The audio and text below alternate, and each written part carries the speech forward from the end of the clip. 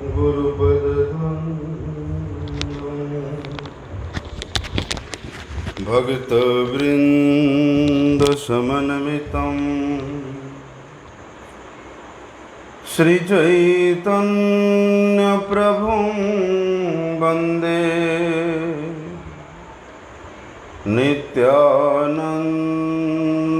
नित्यानन्दसहोदितं श्रीनन्दनन्दनं वन्दे राधिका चरणद्वयं गोपीजनसमायुक्तं बृन्दावनमनोहरं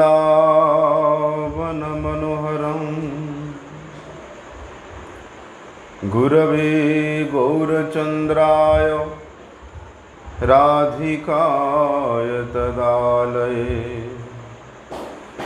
कृष्णाय कृष्णभक्ताय तद्भक्ताय नमो नमः। वाञ्छाकल्पतरुर्भ्यश्च कृपासिन्धुभ्यैव च पतितानां पावनेभ्यो वैष्णवेभ्यो नमो नमः। पतितपावन परम करुणामय परम आराध्यतम गुरुपाद पद्म नित्यलीला प्रविष्टम विष्णुपाद परमहंस परिव्राजकाचार्य अष्टोत्तर शत श्री श्रीमद् शिल भक्ति वल्लभ तीर्थ गोस्वामी गुरु महाराज जी के अभय चरण कमल में अनंत कोटि साष्टांग दंडवत प्रणाम करते हुए उनकी हेतु की कृपा प्रार्थना करता हूँ। परम आराध्यतम शिक्षा गुरुपाद पद्म नित्यलीला प्रविष्ट विष्णुपाद परमहंस श्री शिल भक्ति विज्ञान भारती गोस्वामी महाराज के चरण कमल में अनंत कोटि साष्टांग दंडवत प्रणाम करते हुए उनकी हेतु की कृपा प्रार्थना करता हूँ। हम लोग श्रीमती वृषभानुनंदिनी श्री राधा जी के महिमा को श्रवण कर रहे हैं। कहते हैं जिन श्रीमती राधा रानी जी के चरण कमल के रेणु, वो ठीक है बाबा, इसका आवाज़ है, उसको रहने दो, इसको बंद करो।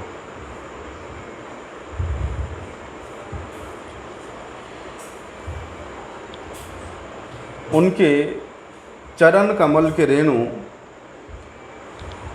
ब्रह्मा शिव बड़े बड़े देवताओं के लिए भी सुदुर्लभ है। ऐसे श्रीमती जी के जो परम अद्भुत ऐश्वर्य है,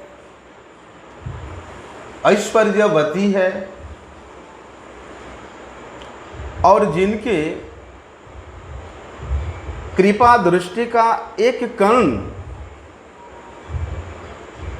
सभी प्रकार के अर्थ का सार स्वरूप है, श्री कृष्ण,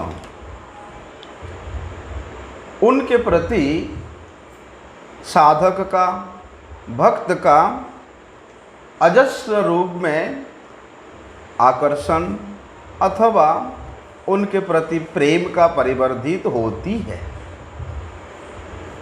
ऐसे श्रीमती राधा रानी के चरण रेणु का महिमा अनंत ऐश्वर्य से परिपूर्ण है। उन श्रीमती राधा रानी के चरणों की रेणु क्या कभी हमारे मस्तक पे पतित होगा? कहते हैं कि ब्रह्मेश्वरादि सुदरूह पदारविंद श्रीमत् पराग परमाद्भुत वैभवायाः सर्वार्थ सार रसवर्ष कृपार्द्र दृष्टे तस्या नमोस्तु वृषभानो भुवो महिन्मे। वास्तव में तत्व का जो पृष्ठभूमि है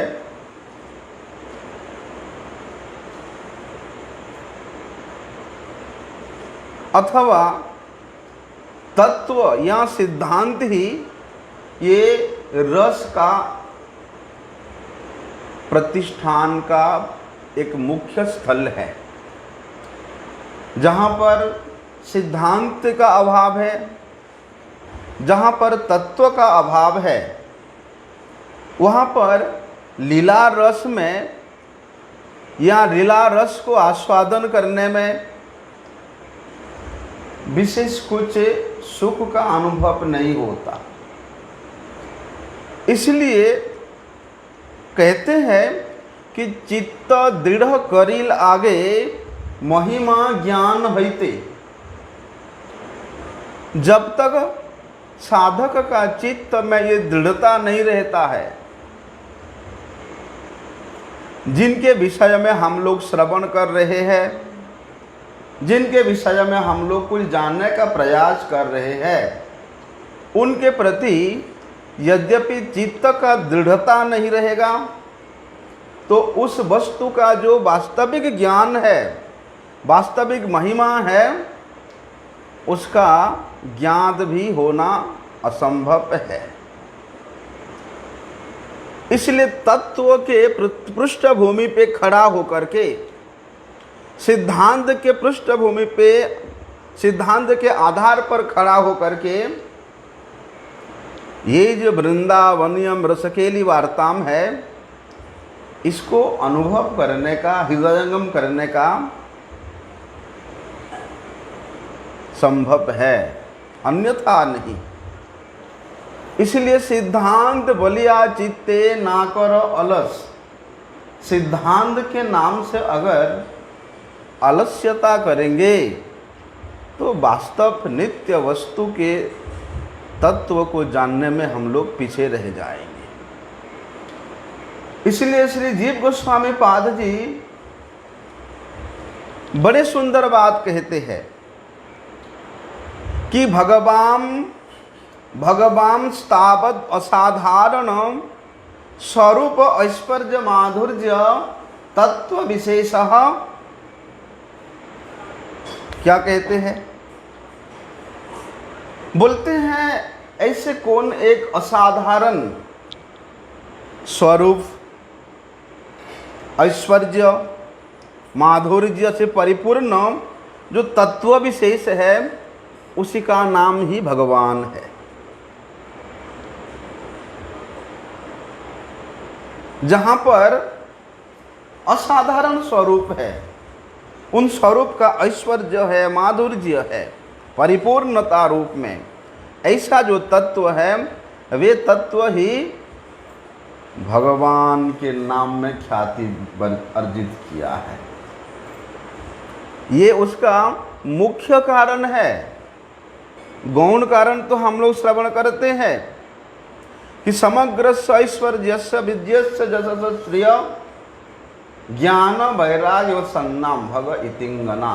ये 6 प्रकार के ऐश्वर्य से परिपूर्ण जो तत्व है, वे भगवान है। उसी को सार रूप में जीव गोस्वामी पाद जी कहते हैं कि भगवान स्थावत असाधारण स्वस्वरूप स्वस्वरूपेर जो ऐश्वर्येन माधुर्येन तत्व विशेष ऐसा। और श्री कृष्ण के जो अभिन्न तत्व है, उनके ही आह्लादनी शक्ति, उनकी ही आह्लादनी शक्ति के जो श्रेष्ठा है, वरीयसी है, श्रीमती राधा रानी भी वे परम ऐश्वर्य से परिपूर्ण है, वे परम माधुर्यवती है। कहते हैं कि माधुर्य यद्यपि ऐश्वर्य को निम्न स्तर पे पहुंचा देता है, अथवा जहाँ पर माधुर्य का आधिक्यता है, वहाँ ऐश्वर्य अपने आप संकुचित हो जाता है। लेकिन ऐश्वर्य रूप माधुर्य भी है, जिस ऐश्वर्य रूप माधुर्य को लेकर के माधुर्य का प्रकाश होता है। जिस प्रकार से भगवान श्री कृष्ण एक असाधारण स्वयं के स्वरूप के ऐश्वर्य से प्रतिष्ठित है, जो उनका ऐश्वर्य स्वरूप का ऐश्वर्य इतना वो परिवर्धित होता रहता है कि उस ऐश्वर्य को देख करके माधुर्य स्वरूपिणी उनका जो रूप है, उनका लीला रस है, वो उतना ही अधिक परिवर्धित होता रहता है। और विशेष रूप से भगवान के भक्त और उन भक्तों में भी ब्रजांगनाएं, गोपांगनाएं, ब्रज ललनाएं श्री कृष्ण के उस ऐश्वर्य रूप स्वरूप को देख करके, जिस ऐश्वर्य रूप स्वरूप में माधुर्य भरपूर रूप में है, उसको देख करके माधुर्य के मूर्तिमंत स्वरूप श्रीमती राधा रानी और उनके अनुगता जो असंख्य सखियां हैं, गोपियां हैं, मंजरियां हैं, उनका भी माधुर्य उतना ही अधिक बढ़ता रहता है। इसलिए माधुर्य का दर्शन करके, माधुर्य का परिवर्धता रूप को देख करके आश्रय स्वरूप, माधुर्य का भी आश्रय है, ऐश्वर्य का भी आश्रय स्वरूप श्री कृष्ण का भी माधुर्य, उनका रूप उतना ही अधिक परिवर्धित होता रहता है। यद्यपि कल हम लोग ने श्रवण किया कि श्रीमती राधा रानी और श्री कृष्ण दोनों अभिन्न तत्व है। जिस प्रकार श्री कृष्ण स्व ऐश्वर्य माधुर्य से परिपूर्ण है, ठीक उसी प्रकार श्रीमती राधा रानी भी परम ऐश्वर्य और वे माधुर्यवती है। और जहाँ तक इस ब्रजधाम की बात है, इस ब्रज में तो सर्वत्र माधुर्य ही परिवेष्टित है। ये ब्रजधाम ये माधुर्य का ही स्थान है, माधुर्य का ही धाम है। और यहाँ श्रीमती राधा रानी ये साक्षात वे माधुर्य रस के मूर्ति स्वरूपिणी है। इसलिए हमारे जो गौड़ीय वैष्णव आचार्य गण है, वे श्रीमती राधा रानी के माधुर्य का वर्णन, माधुर्य का प्रचार प्रसार केवल उसी आधार पे करते हैं कि वृंदावन्याम रसकेली वार्ताम, कि इस वृंदावन के जो रस से आप्लावित गोपीगण है, उनके चरणों में परम निष्ठा रखने वाले जो रसिक संत है, रसिक साधक गण है, केवल उन्हीं के सम्मुख ही ये रस के कथा व्याख्यान करते हैं हमारे गौड़ीय आचार्यगण। यद्यपि रस के कथा श्रवण करने में साधारण से साधक का कोई अधिकार नहीं है, इसलिए इस वृंदावन रूपी माधुर्यमय स्थान में, माधुर्यमय धाम में जिसका मन रम गया है, उस माधुर्यमय रस को जो उस अपराकृत चिन्मय रस के रूप में अनुभव किया है, उनके सम्मुख ही रस के कथा को विशेष रूप से कहने का या सुनने का योग्यता दिया जाता है। रस के अनेक ग्रंथ है, उन सब ग्रंथों को आलोचना करने में, उनको श्रवण करने में या उनको पठन करने में अधिकार भेद के अनुसार ही योग्यता प्रदान किया जाता है। लेकिन कहते हैं कि ऐश्वर्य के भित्ति को लेकर के, ऐश्वर्य के निम्न को लेकर के माधुर्य का विशाल प्रसाद, विशाल भवन वो निर्मित होता है। लेकिन माधुर्य इतना अधिक महिमा से परिपूर्ण होता है कि उस माधुर्य के सामने यद्यपि ऐश्वर्य रूपी भित्ति के द्वारा ही माधुर्य की ये प्रसाद एक महल खड़ा है, लेकिन माधुर्य इतना अधिक होने के कारण वो ऐश्वर्य उस मिट्टी में ढक जाता है, लेकिन आधार तो ऐश्वर्य ही है। इसलिए हमारे गोस्वामी गणों ने जब श्रीमती राधा रानी के ऐश्वर्य का महिमा को इतनी सुंदर रूप से वर्णन करते हैं कि ब्रह्मेश्वरादि सुदुरूह पदारविंद, ब्रह्मा ईश्वर शिव जी जैसे महान महान देवताओं के लिए भी, महेश्वरों के लिए भी, जिन श्रीमती राधा रानी के चरण रेणु पराग प्राप्त करना अति दुर्लभ है, परमाद्भुत वैभवाया, जिनका वैभव इतना अद्भुतता से परिपूर्ण है, बोलते उनके चरण रेणु के महिमा को वर्णन करने के लिए, श्रवण करने के लिए भी किस स्थिति में स्थित होना चाहिए कि ब्रह्मा शिव इत्यादि देवताओं के द्वारा भी जिनके चरणों का नित्य निरंतर आराधना करने के कारण बावजूद भी उनके पाद पद्म पराग को प्राप्त करना संभव नहीं हो पाता है। इसलिए स्वयं ब्रह्मा जी कहते हैं, जब भगवान श्री कृष्ण पौगंड लीला के अभिनय में अपनी सखाओं के साथ यमुना पुलिन में वे भोजन कर रहे हैं, तो श्री कृष्ण के ऐसे अद्भुत लीला को देख करके ब्रह्मा जी विस्मित हो जाते हैं और उस विस्मितता के कारण ब्रह्मा जी भगवान के ऐश्वर्य और माधुर्य के परिवेष्टित विचित्र विचित्र गुणों का वर्णन करते हुए कहते हैं कि तद्भुरि भाग्यम यह जन्म किमपि तव्याम यत गोकुले अपि कतमांघ्रि रजोभिषेकम यत जीवितम तो निखिलम भगवान मुकुंद सद्यापि यत पदरजः श्रुतिमृग्यमेव। बोलते हैं अनंत काल से जिन श्रुतिगण आज तक जिनके चरण रज के कण का अनुसंधान कर रहे हैं, लेकिन उनके चरणों की रच के एक कण का अनुसंधान करते हुए उसका भी वे कोई ठीक ठिकाना नहीं पा पाए हैं,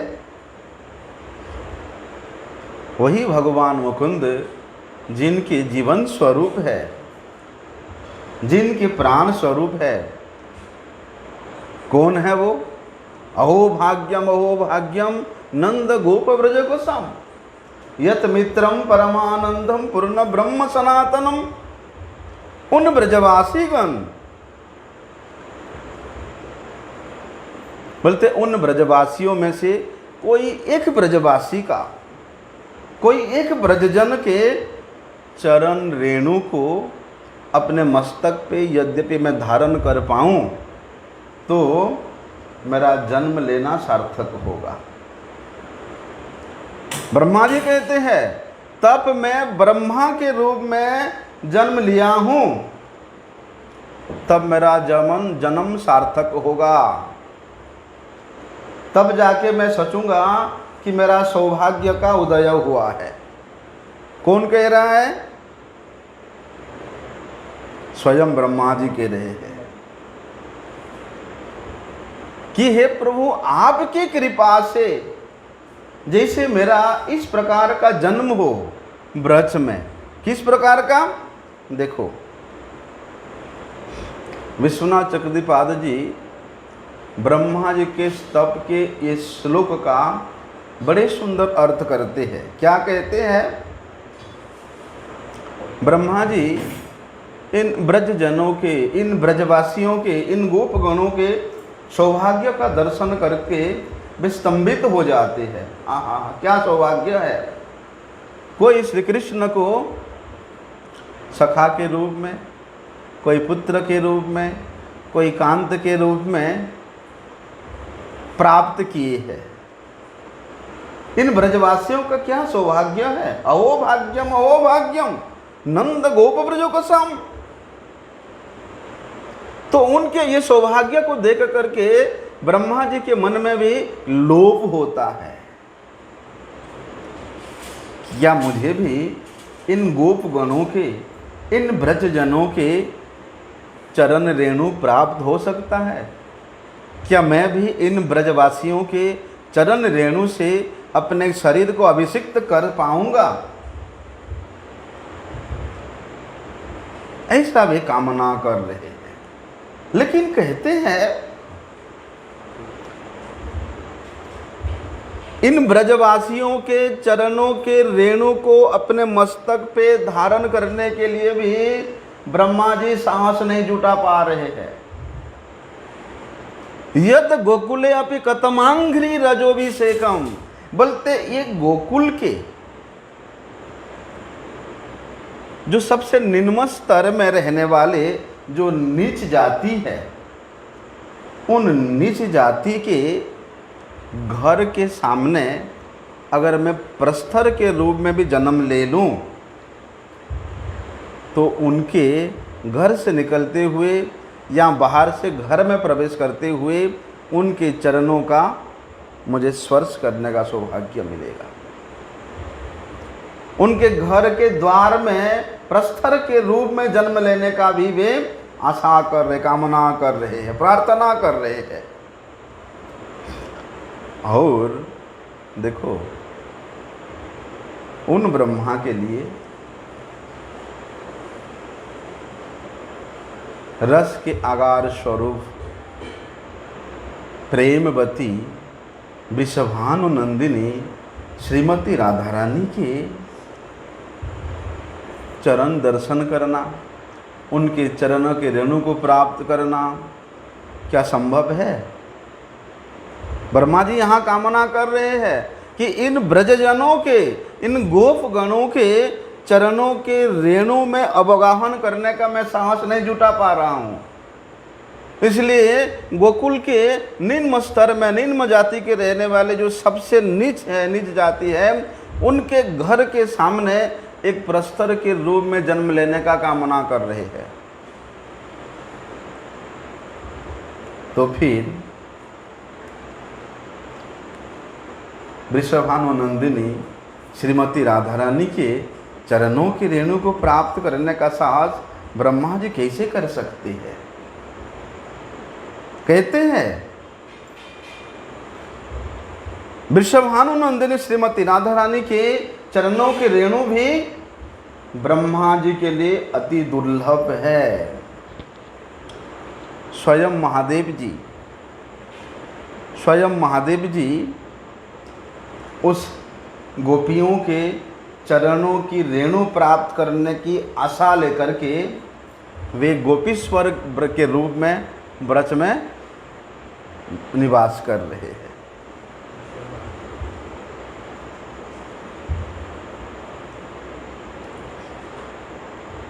देखो, श्रीमती राधा रानी के पदारविंद का जो महिमा है, उनके चरण रेणु पराग का जो महिमा है, वो श्रीमत है। श्रीमत मतलब समृद्धि संपन्न है, वे परम अद्भुत है।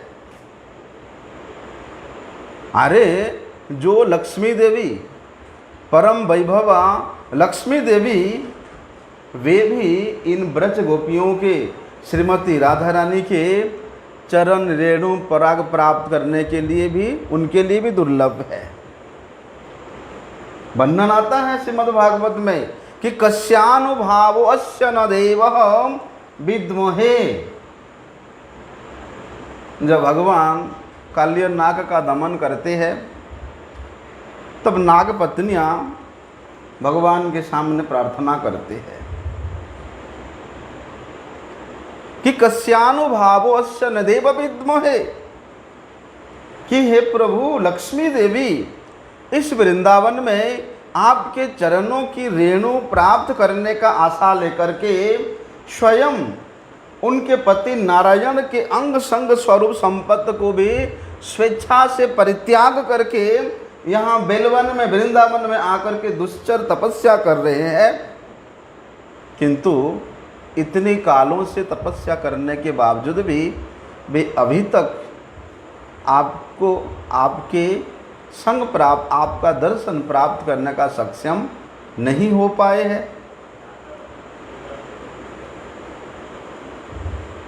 सनातन गोस्वामी जी कहते हैं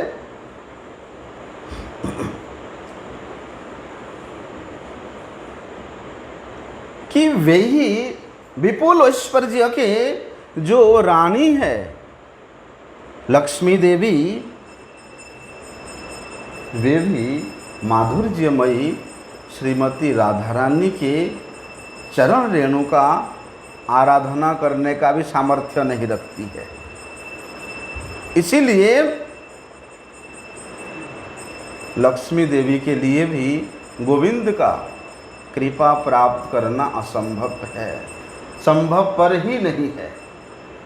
क्यों? क्योंकि कविराज गोस्वामी जी वर्णन करते हैं कि गोपी अनुगति बिना ऐश्वर्य ज्ञाने भजिलेओ नहीं पाए ब्रजेंद्र नंदने। गोपियों के चरणों की अनुगत्य के बिना ऐश्वर्य ज्ञान से कोई कितना भी अधिक भजन करे साधन करे, वो कभी भी नंदनंदन श्री कृष्ण को नहीं प्राप्त कर सकता। स्वयं ऐश्वर्य के देवी, ऐश्वर्य की अधिष्ठात्री देवी लक्ष्मी देवी भी गोपियों के अनुगत्य को छोड़ करके वे नंदनंदन श्री कृष्ण को प्राप्त नहीं कर सकती है। कहते हैं तहाते दृष्टांत लक्ष्मी करिला भजन तथापि ना पाइल ब्रजे ब्रजेंद्र नंदन। लक्ष्मी देवी इतना यहाँ तपस्या करने के बावजूद भी ब्रजेंद्र नंदन को नहीं प्राप्त कर सका। यद्यपि लक्ष्मी देवी श्रीमती राधा रानी के चरणों की रेणु का आराधना करती,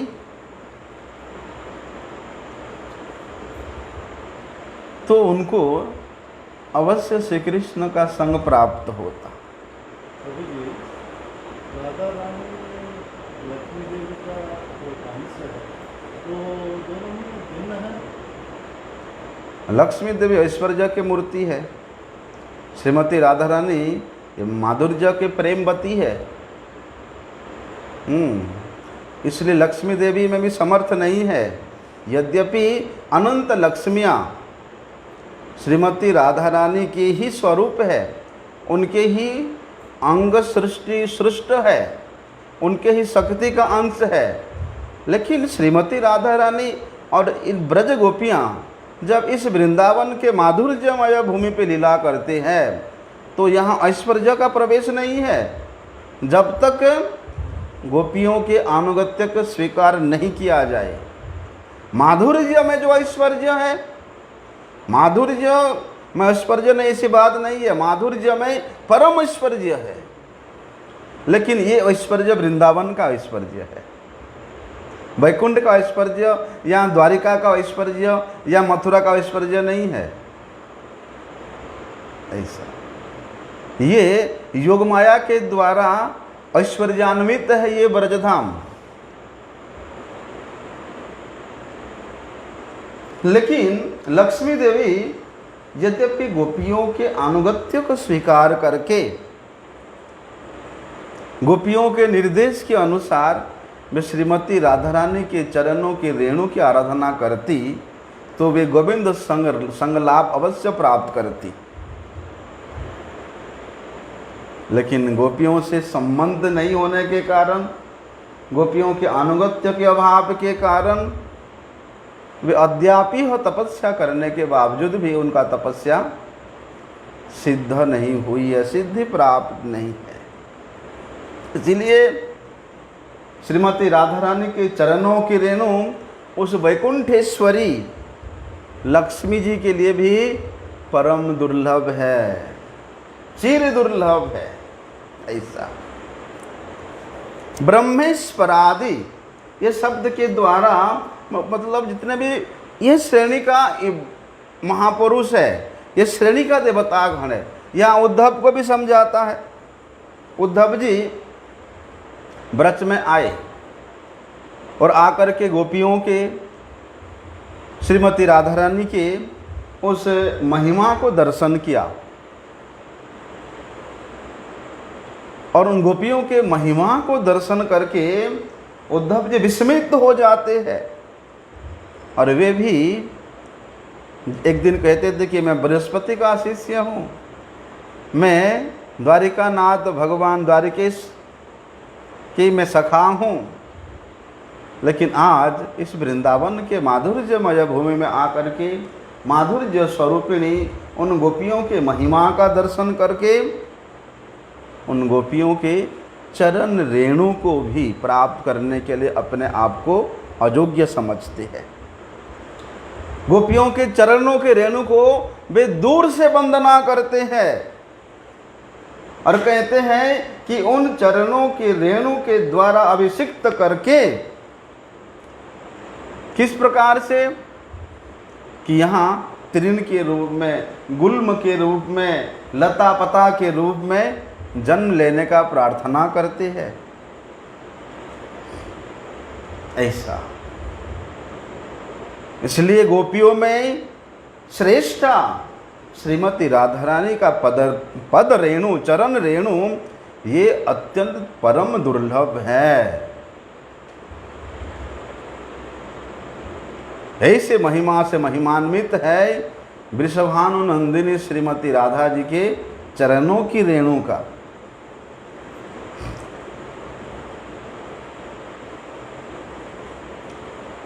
अरे दूसरे देवताओं के लिए तो छोड़ो, स्वयं भगवान श्री कृष्ण के लिए भी श्रीमती राधा रानी के चरणों की रेणु परम दुर्लभ है। श्री कृष्ण के लिए भी, ब्रह्मा शिव उद्धव इन देवताओं को तो छोड़ दो,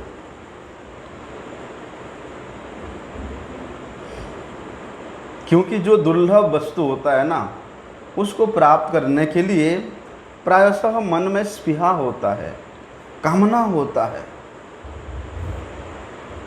इसीलिए तो स्वयं श्री कृष्ण श्रीमती राधा रानी जी के उस सुदुर्लभ श्री चरण रेणु प्राप्त करने का स्पृहा लेकर के श्री कृष्ण ही जयदेव गोस्वामी के रूप में उनके घर में जाकर के गीत गोविंद के जो अर्धपद है, कौन सा कि देही पद पल्लव मुदारम, उस गीत गोविंद के उस पद को पूर्ण करके आते हैं। देही पद पल्लव मुदारम, ऐसा वर्णन है। श्री कृष्ण प्रत्यक्ष रूप से जाकर के श्रीमती राधा रानी के चरणों की रेणु को लेने का साहस नहीं करते। वे ललिता, विशाखा, अन्य गोपियों को हाथ में करके उनको पटा करके फिर उनके राधा रानी के चरणों को रेणु वे अपने मस्तक पर धारण करते हैं। ऐसा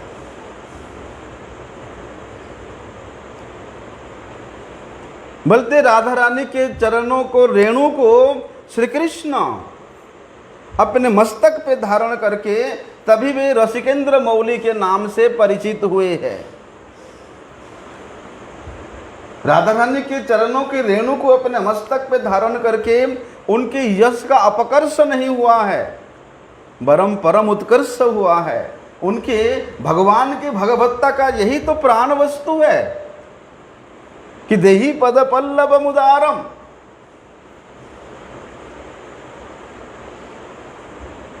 परंतु श्रीमती राधा रानी वे भी श्री कृष्ण के लिए परम दुर्लभा है। कहते हैं कभू मिले कभू ना मिले दैवेर घटन। श्री कृष्ण यद्यपि श्रीमती राधा रानी का दर्शन प्राप्त करने के लिए, स्पर्शन प्राप्त करने के लिए लालायित रहते हैं, लेकिन वो भी श्री कृष्ण को हमेशा प्राप्त नहीं होता है। कभू मिले कभू ना मिले दैवेर घटन। दैव योग से श्री कृष्ण को भी कभी प्राप्त होता है, कभी नहीं प्राप्त होता है। इसलिए श्रीमती राधा रानी का दर्शन, स्पर्शन, उनके चरणों की रेणु श्री कृष्ण के लिए भी परम दुर्लभ है।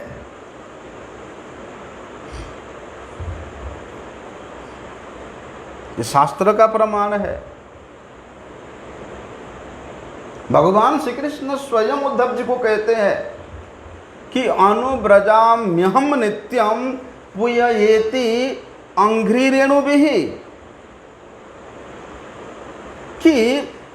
कि मैं अपने भक्तों की पद रेणु को, चरण रेणु को प्राप्त करने का अभिलाषा लेकर के मैं भक्तों के पीछे पीछे उन गमन करता रहता हूँ। ऐसा भगवान अपनी परम प्रिय भक्तों की पद रेणु को प्राप्त करके अपने आप को कृतार्थ मानते हैं। और ये ब्रजांगनाओं के पद रेणु का, चरण रेणु का इतना अधिक महिमा है। उनके उसके उत्कर्ष को प्रचार करने के लिए भगवान द्वारिका में लीला करते हैं।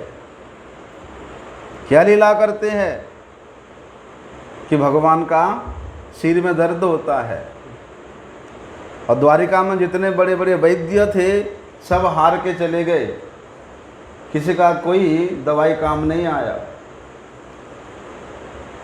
पूरा द्वारिका में महिषीगण स्तब्ध है, क्या उपाय है, क्या उपाय है।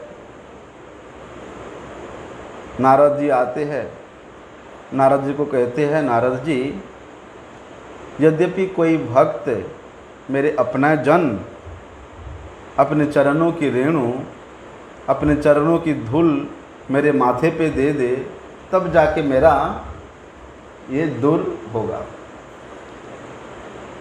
अब ऐसा कौन अपना जन है? कोई द्वारिकावासी देने को तैयार नहीं है, क्योंकि वे जानते आ रहे तो साक्षात भगवान है, परमेश्वर है, उनको हम अपने पैरों के धूल कैसे देख सकते हैं। महिषीगणों के पास जाते हैं, महिषियाँ कहती अरे वो तो हमारे स्वामी है, हम तो उनके भक्त नहीं है, उनके पत्नी है। जब नारद जी ब्रज में आते हैं, ब्रजवासीगण, ये गोपांगनागण भर भर के धूल देते, ले जा बाबा जितना लेना ले ले। यद्यपि हमारे चरणों के धूल से हमारे प्राण प्रियतम श्री कृष्ण के शीश का व्यथा दूर होता है, तो ले जाओ। उसके बदले में यद्यपि हमें करोड़ों जन्मों तक नरक का यातना भोगना पड़े तो स्वीकार है, लेकिन उसी से अगर श्री कृष्ण के माथा व्यथा ठीक होता है ले जाओ। ऐसा कहते हैं ना, जीव गोस्वामी पाद जी बड़े सुंदर बात लिखती है कि तद्भक्त्या निष्कृति दोषात् पवित्रितः श्यामिति भवन इत्यार्थः। कहते हैं मेरे भक्त जन किस प्रकार से मेरा भजन करते हैं? निष्काम भाव से भजन करते हैं। तो उनके ये निष्कामता रूप भजन के लिए उनको कुछ देने के लिए मेरे पास कुछ नहीं है।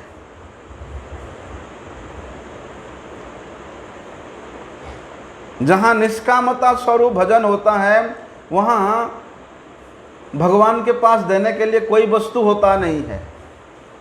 इसलिए भगवान कहते हैं कि मैं छुप छुप करके उन भक्तों के पीछे पीछे चलता हूँ, ताकि उनके चरणों की धूल उड़ के मेरे मस्तक पे लगे और उनके भक्ति के जो अनिष्कृति दोष है उसी से मैं अपने आप को वंचित करता हूँ, अपने आप को रक्षा करके पवित्र करता हूँ।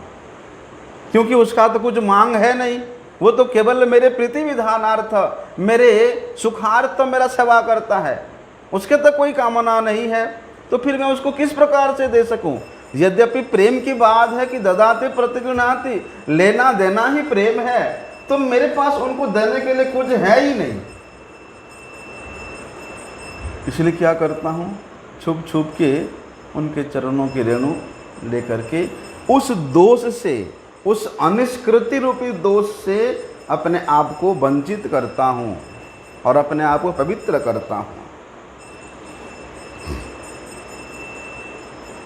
ऐसी आशा लेकर के महान प्रेम के आगार स्वरूप प्रेमवती, प्रेम की श्रेष्ठतमा श्री कृष्ण आराधिका श्रीमती राधा रानी के चरणों की रेणु का कामना करना, उनके चरणों की आराधना करना, ये तो कोई शास्त्र विरुद्ध हो ही नहीं सकता। जब श्री कृष्ण स्वयं कहते हैं कि मैं उन भक्तों के पीछे पीछे जाता हूँ और भक्तों की सबसे श्रेष्ठतमा कृष्ण कांता शिरोमणि, अष्ट सखी शिरोमणि, कृष्ण आराधिका में सबसे श्रेष्ठ उन श्रीमती राधा रानी की आराधना करना, उनके चरणों की रेणु को प्राप्त करने का आशा करना श्री कृष्ण के लिए कौन सी असामंजस्य की बात है? कहते हैं ना कि सर्वार्थ सार रसवर्ति कृपा दृष्टे, कृपाद्र दृष्टे। अरे जिन श्रीमती राधा रानी के एक तिरछी कृपा दृष्टि से सर्वसिद्धि प्राप्त होता है, सर्वार्थ सार स्वरूप रसवर्षिणी, रस स्वरूप श्री कृष्ण के चरणों की धूल प्राप्त होता है, जिनके चरण, जिनके एकमात्र तिरछी चितवन से, एकमात्र कृपा दृष्टि से सर्व पुरुषार्थ स्वरूप श्री कृष्ण चरणों में रति हो जाता है, श्री कृष्ण प्रेम प्राप्त करने का संभावना 100% रहता है। उन श्रीमती राधा रानी के उन तिरछी चितवन का, उन कृपा दृष्टि के महिमा का कौन वर्णन कर सकता है?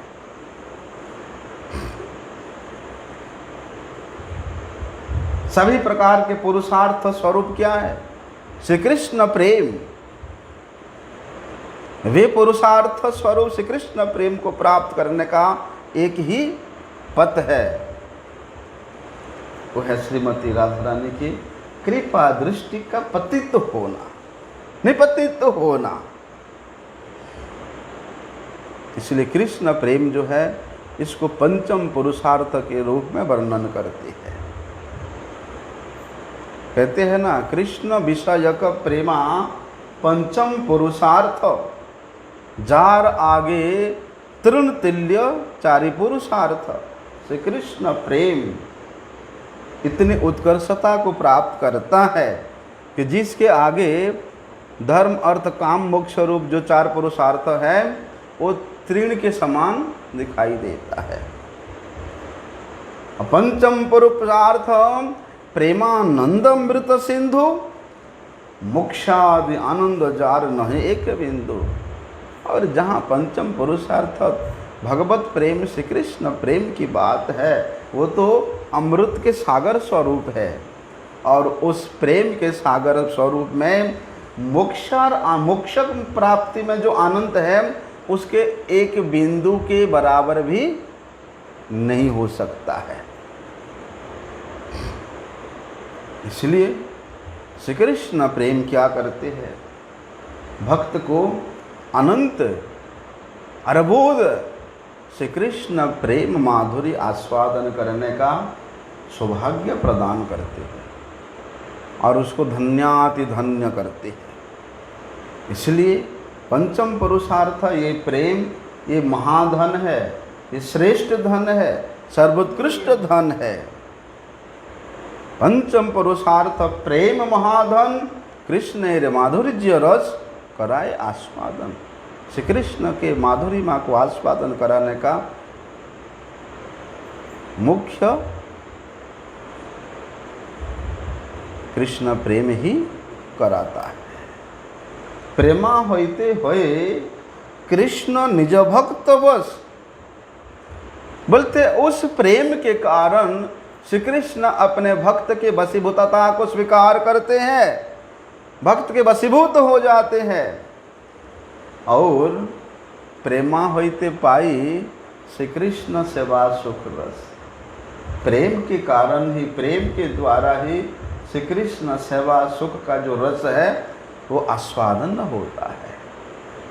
इसलिए भगवत सेवा ये केवल प्रेम के स्थिति में ही वास्तविक रूप में होता है।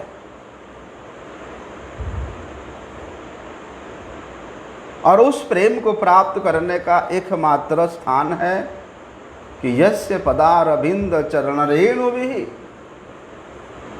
तम वृषभानुनंदिनी शरणम प्रपद्ये।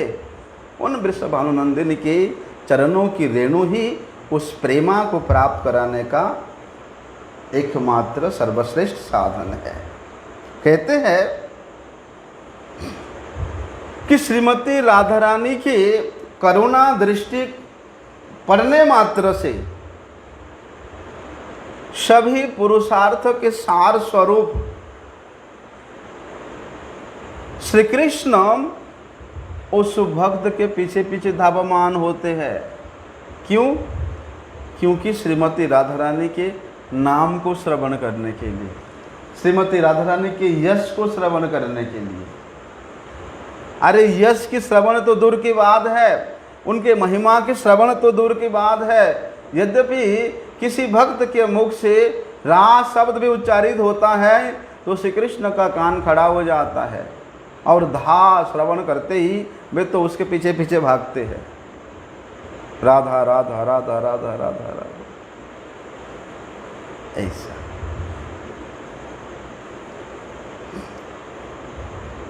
इसलिए श्रीमती राधा रानी के कृपा दृष्टि की जो बात है उसको तो रहने दो। श्रीमती राधा रानी जिस ब्रज के कुंजों में, जिस ब्रज के बिथियों में, जिस जमुना के पुलिन में विचरण करती थी, बोलते उनके धूल का दर्शन, उनके रेणु का दर्शन भी किसी को हो जाता है तो भी उसको श्री कृष्ण संपत सिंधु में गोता लगाने का सौभाग्य प्राप्त होता है।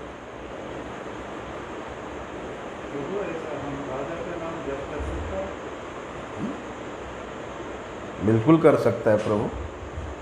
पद्म पुराण में तो ऐसा वर्णन है, नारद जी ने श्रीमती राधा रानी का दर्शन करने के लिए आए थे। कैसे? दर्शन करने का उद्देश्य राधा रानी का था। सुनाई देता हूँ आज वे क्यों आए थे दर्शन करने के लिए, हैं? सुनोगे? भगवान श्री कृष्ण ब्रज में प्रकट होते हैं। इसको सुन करके नारद जी पधारते हैं श्री कृष्ण का दर्शन करने के लिए। लेकिन मैया किसी को दर्शन नहीं करा रही है, क्योंकि इससे पहले पुतना आई थी। 6 दिन की अवस्था था शिशु का और पुतना आकर के वे अपने करामती करके गई थी। इसलिए मैया अब चाहे शिव जी आए, चाहे ब्रह्मा जी आए, चाहे नारद जी आए, कोई भी आए, किसी को दर्शन कराने, किसी को दिखाने के मूड में नहीं है। इसलिए नारद जी एक साधारण सा वेश बना करके वे आते हैं। लेकिन उनका विह्वलता केवल श्रीमती राधा रानी के दर्शन करने के लिए ही है, क्योंकि वे जानते हैं कि यद्यपि भगवान श्री कृष्ण इस जगत में प्रकट हुए हैं तो उनके शक्ति स्वरूपा श्रीमती राधा रानी भी अवश्य प्रकट हुई है।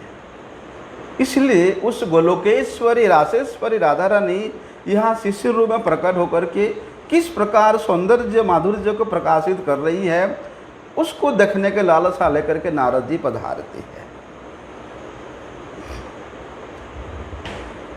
एक बालक का स्वांग बना करके नारद जी नंद भवन में पहुँचते हैं और वहाँ योगियों के भी परम ईश्वर भगवान नंद नंदन श्री कृष्ण का, श्री अच्युत का वे दर्शन करते हैं। नारद जी देखते हैं, मैं सोचता हूँ मैं अकेले ही दर्शन करने के लिए आया हूँ, लेकिन स्वर्ग के ब्रह्मलोक के जितने भी वासी हैं वे भी अलग अलग रूप बना करके, साधारण सा रूप बना करके, अलक्षित रूप से वे सभी इस ब्रज के चारों तरफ श्री कृष्ण दर्शनार्थ खड़े हुए अपेक्षा कर रहे हैं कि कब मैया लाला को गोद से लेकर के थोड़ा आंगन में आए तो हम दर्शन कर ले। नारद जी देख के अवाक हो जाते हैं कि श्री कृष्ण का शरीर इतना सुकुमार है, इतना भोले है, उनके चितवन, उनकी दृष्टि इतना बड़े भोले भाले है कि नारद जी देख करके उनको छूने का आशा करते हैं। उनके सुंदर सुंदर घुंघराली अलकों को छूने के लिए प्रयास करते हैं। बल्कि जितने भी गोप बालिकाएं हैं वे भी अभी छोटी छोटी है, वे भी नंदनंदन श्री कृष्ण को घेर करके सब निहार रही है श्री कृष्ण को। बीच बीच में वे गोप बालिकाएं श्री कृष्ण को हंसाती है, जिससे श्री कृष्ण का जो सुंदर सुंदर हीरे के मापी जो दांत है वो भी झलक पड़ते हैं। बल्कि श्री कृष्ण के छवि से, उनका सौंदर्य से नंद महाराज के गृह इतना सुंदर उद्भासित हो रहा है और भगवान नड़ंग ढड़ंग होकर के वहाँ पालकी में झूल रहे हैं। उसको देख करके नारद जी का मन बड़े हर्ष होता है। नारद जी नंद महाराज से कहते हैं कि महाराज, आपके पुत्र की जो अतुलनीय प्रभा है, ये तो नारायण के भक्तों का जीवन स्वरूप है, परम दुर्लभ उनके जीवन है, इसलिए इस जगत में इनके जैसा और कोई नहीं है। आर्य सेव ब्रह्मा बड़े बड़े देवता भी इस विचित्र बालक का नित्य निरंतर गुणगान करते रहते हैं। आपके इस बालक के चरित्र ये नित्य आनंदमय है, सुखमय है, उल्लासमय है। इसलिए हे नंद महाराज, आपके इस शिशु के प्रति जो स्नेह रखते हैं, जो निष्ठा रखते हैं, जो भक्ति भाव रखते हैं, इसके उस पूर्ण चरित्रों का जो लोग हमेशा हर्ष के साथ गान करते हैं, श्रवण करते हैं, अभिनंदन करते हैं, उनका इसके प्रति विशेष रति मति भक्ति की प्राप्ति होती है। इसलिए हे नंद महाराज, आप तो परलोक की बात को भूल जाओ, छोड़ दो। अनन्य भाव से आप इस आपके जो छोटे से लाला है, दिव्य बालक है, इसी से ही अहेतु की प्रेम करो, इसी से ही आपको परलोक जितने भी परमार्थ सब प्राप्त हो जाएगा। ऐसा कह करके नारद जी नंद भवन से निकलते हैं। नंद महाराज भी नारद जी को अभ्यर्थना दे करके, प्रणाम करके उनको विदा करते हैं। इसके बाद महाभागवत नारद जी विचार करते हैं कि उन लक्ष्मीपति स्वयं भगवान नारायण, जिनके अंश है, वे स्वयं श्री कृष्ण जब यहाँ प्रकट हुए हैं तो उनके शक्ति स्वरूपिणी, उनके आनंद स्वरूपिणी, आह्लादिनी स्वरूपिणी श्रीमती राधा रानी भी अवश्य प्रकट हुई है। इसमें किसी प्रकार का कोई संदेह नहीं है। इसी नंद महाराज को उन्होंने कुछ बात नहीं पूछा, ना किसी गोपों से पूछा। नारद जी सब गोपों के घर में जा जा करके खोजते हैं कि किसके घर में लाली प्रकट हुई है। ऐसा विचार करके नारद जी ब्रजवासियों के घर में जाकर के आतिथ्य स्वीकार कर रहे हैं, अतिथि बन के जा रहे हैं। अब सब लोग भैया नारद जी को भगवान विष्णु का परम प्रिय जान करके यहाँ विष्णु बुद्धि से सब पूजा पूजन करते हैं। बोलते हैं नारद जी ने गोपों का नंदनंदन श्री कृष्ण के प्रति जो उत्कृष्ट प्रेम है उसको देख करके नारद जी मन ही मन सभी ब्रजवासियों को प्रणाम करते हैं। आहा हा, इन ब्रजवासियों का क्या महिमा है,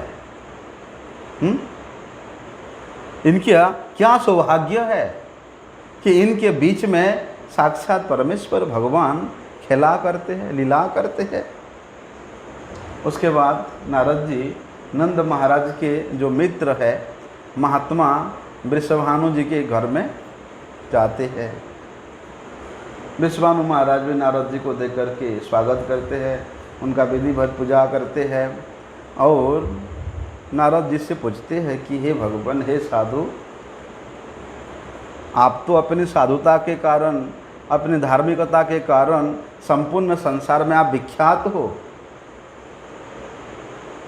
आज इस गरीब के घर में आपका कैसे आना हुआ? नारद जी कहते हैं कि महाराज, क्या आपके घर में कोई कन्या का जन्म हुआ है? क्या आपके घर में ऐसा कोई सुयोग्य पुत्र या पुत्री है, सुलक्षणा पुत्री है, जो कि आपके कीर्ति को इन तीनों लोकों में व्याप्त कर सके?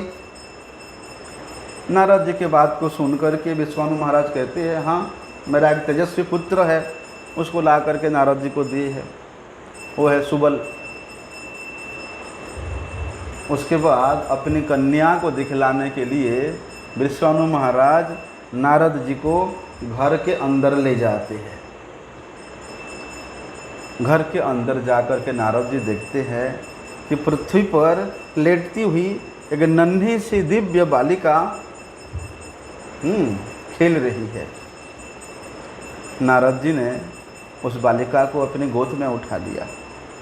जैसे श्रीमती राधा रानी को, छोटी सी राधा रानी को अपनी गोद में नारद जी ने उठाया, नारद जी का चित्त तो स्नेह से, प्रेम से अत्यधिक विभल हो गया। उस छोटे से कन्या के जो अदृष्ट, अश्रुत पूर्व अद्भुत स्वरूप है, उसको देख करके श्री कृष्ण के प्रिय भक्त नारद जी मुग्ध हो जाते हैं। अरे एकमात्र रस के आधार परमानंद समुद्र में गोते लगाते हुए वे नारद जी बोलते एक मुहूर्त तक वे निश्चिष्ट हो जाते हैं। उनके आंखें खोली की खोली रह जाती है और वे आश्चर्य से ना कुछ बोल पाते, ना कुछ प्रकाश कर पाते, बस प्रेम के कारण वे मूक बधिरों जैसा बैठे हुए हैं। अंत में नारद जी ने विचार किया कि मैं तो स्वच्छंद होकर के सभी लोगों में विचरण करता रहता हूँ, भ्रमण करता रहता हूँ, लेकिन इस कन्या के समान ऐसा अपूर्व अलौकिक सौंदर्यमय कन्या मैंने कहीं भी नहीं देखी है। ब्रह्मलोक में बोलो, रुद्र लोक में, इंद्र लोक में, चंद्र लोक में, सब जगह मेरी गति है, किंतु इस कोटि के शोभा, इस प्रकार के सौंदर्य से परिपूर्ण कन्या का मैंने कभी भी कहीं दर्शन नहीं किया है। अरे जिसके रूप से संपूर्ण चराचर जगत मोहित हो जाता है, कौन? उस मायामयी भगवती जो गिरिजा कुमारी है, उसको भी मैंने देखा है, लेकिन उस गिरिजा कुमारी का शोभा भी ये छोटी सी कन्या के शोभा के एक बिंदु के बराबर नहीं है। और लक्ष्मी, सरस्वती, कांति, विद्या, इन देवियों की तो बात ही क्या है। ये छोटी सी कन्या के छाया को भी स्पर्श नहीं कर सकती है। ऐसा नारद जी वे देख के सोच रहे हैं। इसलिए नारद जी ने वो छोटी सी कन्या के तत्वों को जानने के लिए इच्छा प्रकाश करते हैं, लेकिन सोचते हैं कि मेरे में इतना सामर्थ्य कहाँ है कि छोटी सी कन्या भानु नंदिनी के तत्व को मैं जान सकूं।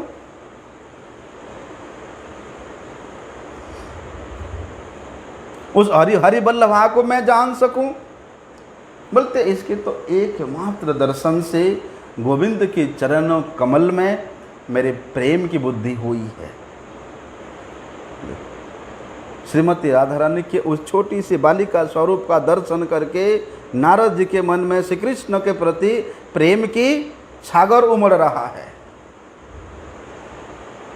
इससे पहले श्री कृष्ण के प्रति इतना प्रेम का सागर नहीं था। आज उस छोटी सी बालिका राधा रानी को देख करके नारद जी के प्रेम नारद जी के हृदय में भक्ति उमड़ रहा है श्री कृष्ण के प्रति। ऐसा सोच करके उन्होंने वृषभानु महाराज को थोड़ी समय के लिए कुछ सेवा में लगा दिया बाहर में, और एकांत में नारद जी ने उस दिव्य स्वरूपिणी अनंत कांतिमयी महायोगेश्वरी श्रीमती राधा रानी के वंदना करना शुरू करते, स्तुति करना शुरू करते हैं। क्या कहते हैं कि हे देवी, आपके प्रत्येक अंग से मदन मोहन को भी मोहित करने वाला ऐसा मधुरिमा की वर्षा हो रही है। छोटी सी बालिका कहते हैं कि तुम्हारे हृदय महान अद्भुत रस के आनंद से पूर्ण रहता है। आज मेरे नेत्रों का सौभाग्य का उदय हुआ है, जिसके कारण इन नेत्र आपके चरणों के दर्शन करने का अतिथि बनी हुई है। हे देवी, आपके दर्शन करने मात्र से मेरे अंतःकरण में नित्य निरंतर श्री कृष्ण प्रेम उमड़ रहा है, अत्यंत सुखदायिनी प्रतीत हो रहा है। इस प्रकार नारद जी वहाँ पर तो छोटी सी बालिका श्रीमती राधा रानी का स्तवन करते हैं। तो देखो, नारद जी वहाँ इस प्रकार श्रीमती राधा रानी का दर्शन करके स्तवन करके उनकी कृपा प्रार्थना करते हैं, लेकिन क्या होता है? कहते हैं कि सा राधिका भगवती कच्चित इक्ष्यते चेत प्रेमा तदानुभव मृच्छति मूर्तिमान सह। सनातन गोस्वामी जी बड़े सुंदर बात यहाँ वर्णन करते हैं कि श्रीमती राधा रानी श्री कृष्ण के परम वल्लभा परम प्रेमवती श्रीमती राधिका कृपा दृष्टि से संचारित होकर के मेरे नयन पथ का पथिक बने। वे मूर्तिमंत प्रेम, वे मूर्तिमंत माधुर्य मेरे आँखों के सामने अनुभूत हो, ऐसा वहाँ पर प्रबोधानंद सरस्वती पाद जी प्रार्थना करते हैं। तो राधा जी का ये तत्व इतना गंभीर है और इतना विस्तार है कि थोड़ी थोड़ी करके हम लोग गुरुपाद पद्म के गुरुजनों के अनुगत्य स्वीकार करके श्रवण करने का प्रयास करेंगे। आगे का विषय हम लोग कल सुनेंगे। वंशा कल्पतरुभ्यश्च कृपा सिंधुभ्यैव च पतितानां पावनेभ्यो वैष्णवेभ्यो नमो।